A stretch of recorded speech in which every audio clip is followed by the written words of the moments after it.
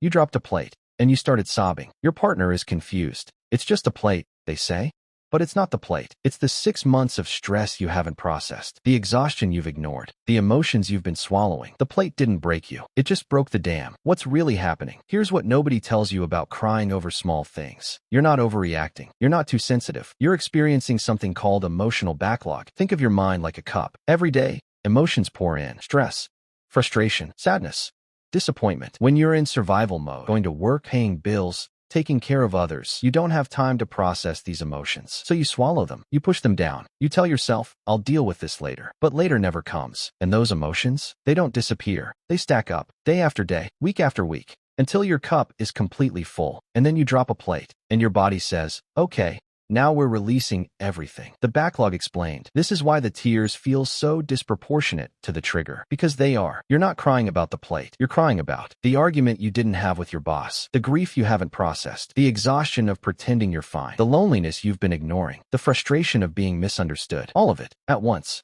Through one broken plate. Your body has been waiting for permission to release. And that small moment became the permission slip. The plate was just the final straw. But you've been carrying the whole pile for months. Why we suppress in real time? So why don't we cry when the big stuff happens? Because when you're in the middle of a crisis, your brain goes into survival mode. It shuts down emotions and activates problem solving. You don't have time to feel when you're trying to survive. So you compartmentalize. You function.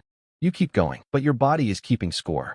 Every moment you swallowed your anger to keep the peace. Every time you smiled when you wanted to scream. Every situation where you had to be strong when you wanted to fall apart. Your body logged it, stored it, filed it away, and later finally arrived when you dropped the plate. Why others don't understand. And this is why people around you are confused. They only see the plate. They don't see the 6 months of accumulation. They say, it's not that big of a deal. Why are you being so dramatic? But you're not overreacting to the plate. You're finally reacting to everything the plate represents. And you probably can't explain it.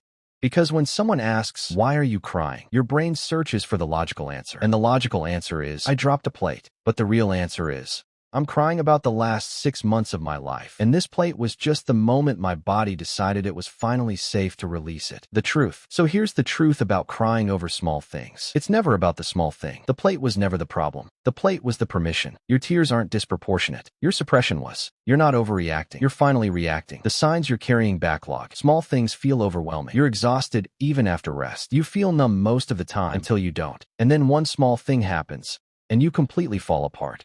That's not weakness. That's your body forcing the release your mind keeps denying. So the next time someone says, it's just a plate, you can know, even if you don't say it out loud. Yes, it's just a plate, but I'm not crying about the plate. You're crying about everything you didn't let yourself cry about when it actually happened. Your tears are not too much. Your emotions are not too big. And that plate, it just happened to be there when your body decided it was time.